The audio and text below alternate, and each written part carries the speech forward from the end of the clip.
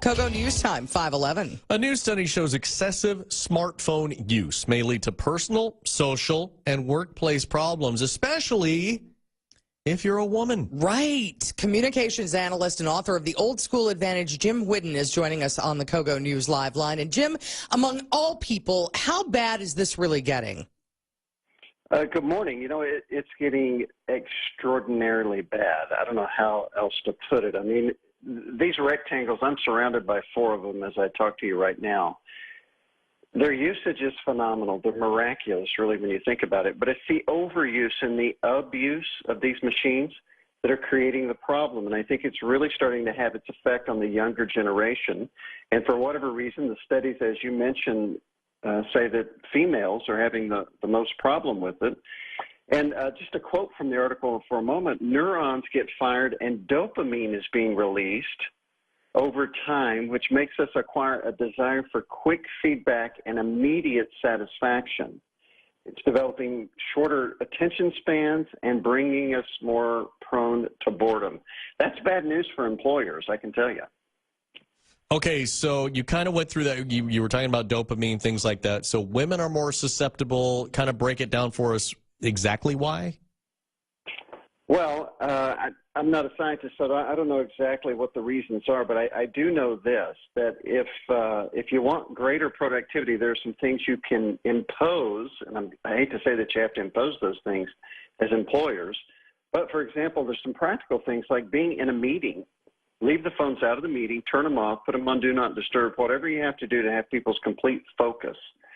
Some companies might be able to employ a no-tech hour, perhaps the first hour of the day, or maybe during lunch, where you can just decompress and or work on your most difficult non-tech tasks of the day to make yourself more efficient. But if an employer is really just concerned about people on a personal level, this sounds really foreign, but they need to promote some deep reading habits.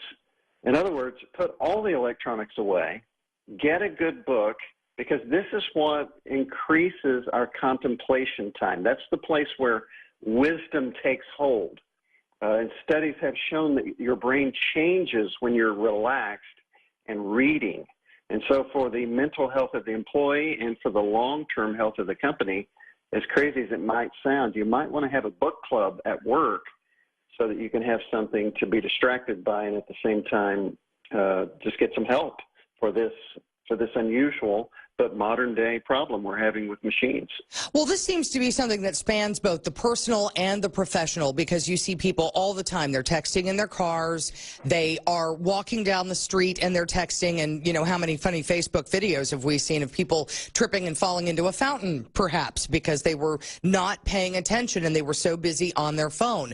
Are we just losing the ability to separate from that phone, from that connectivity that really isn't connecting you with anything?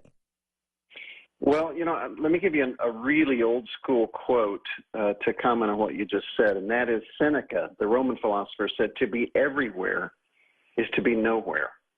And I think that accurately describes what's happening. We go into this cyber world where we think we're in contact with everyone we need to be. But in fact, we're consuming ourselves. In other words, in consuming data, we ourselves are being consumed because the time is being taken, it's being stolen from us. You see this on vacation when all people do is take pictures that they'll never look at again. But they're missing the thing right in front of them, that is the experience that enriches their lives. So I agree. I think on all levels that we're being so distracted, and there's going to be a backlash, and maybe we're seeing the beginning of that now with articles like this. All right, Jim, thank you so much. That is communication analyst and author of The Old School Advantage, Jim Whidden, joining us on the Kogo News Live line.